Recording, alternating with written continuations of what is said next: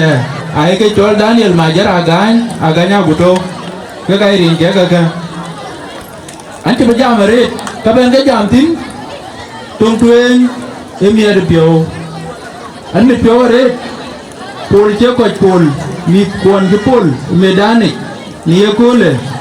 ni pol chen we pol ke di kiri ke ne ke ra kor akar bugula diu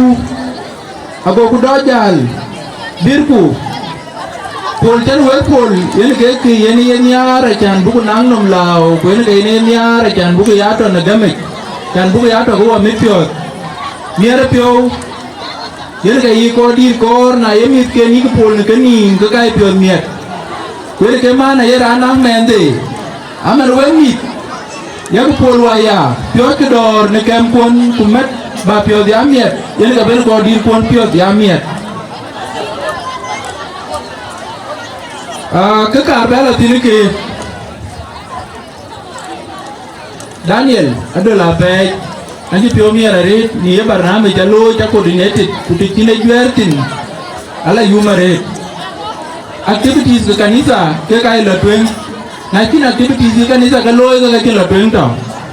so ke jalo ni e kule e miera pio no walk so we ko to ni dare de St. Peter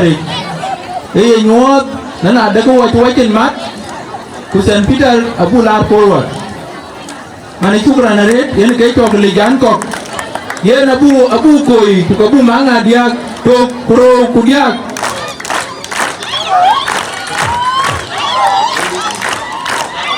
yen ke ko we ko to ni dare tu man do wo won de be ga ro ran to ko wo ke dare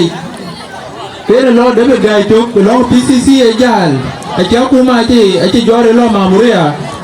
John Lenkur era and walk akache mat ken wong ye kule ukaya yo dil da den do intin ukabe dila celebrate ke legacy de dara do intin kitra joke e ko bugalo tuen abdi adike bo we du pio ba kwa pio ja pet ke rizal de yen kene na ya ko pio ne dor ne met ne nier ke ye bai gane kuna la siasa no yi ko community area kan kanisa yen ke community yen ke do ko ku kanisa yi ena bar ku te opinion du wo ke opinion dia ke bunya u chalu de liu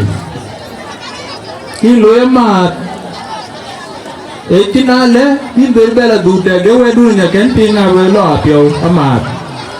kenien ka korat pio to koch ne dor pio to koch ne pol kitu tinga man pio nyona na de du pio ke tia alo London ne kanisa wachi kukene mier pio no wo aman wele yu ke gare du pio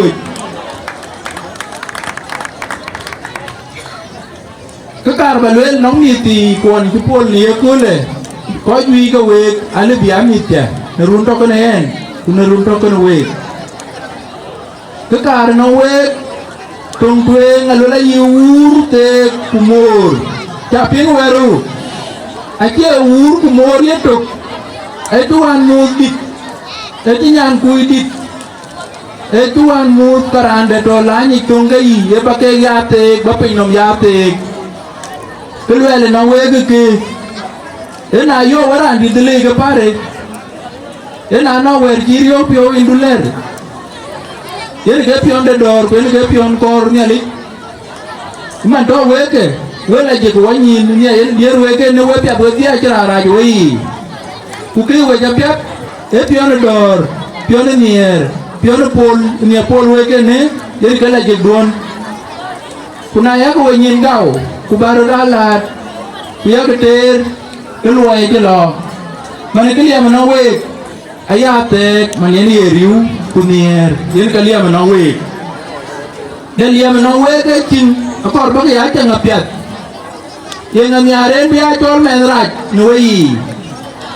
na kiran nyaren bia chol men raj kini kita loy wurnyen kun nyan tu nyen kun mama du nyen na chan du na duel kini men pyat e chin kur bi na chol men raj ke le ke yi changa pyat dunilat na to chin kini gam Dune dayu Iliep tie bi chen were ban be iliep ke ka wel na de ke le bo le ba ke le we ko we mi kon ki ben ye kul pul ene abu temari ko we idara de St. Peter na no we du to ipio ye wo ke le bi idara de St. Peter jala twen don't hesitate ki we walk approach ku ka kor ku burun mat ku biya to yu ku loy yen mani kin aku yo ware nin ka war ken sukul St. Peter ken bana chara wali go mi ke wan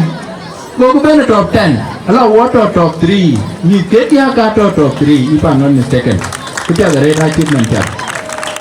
ku ke mani kin ke ne to ani ar ku ko gi ko bu ko ti ke yu go loy da karbale wo mi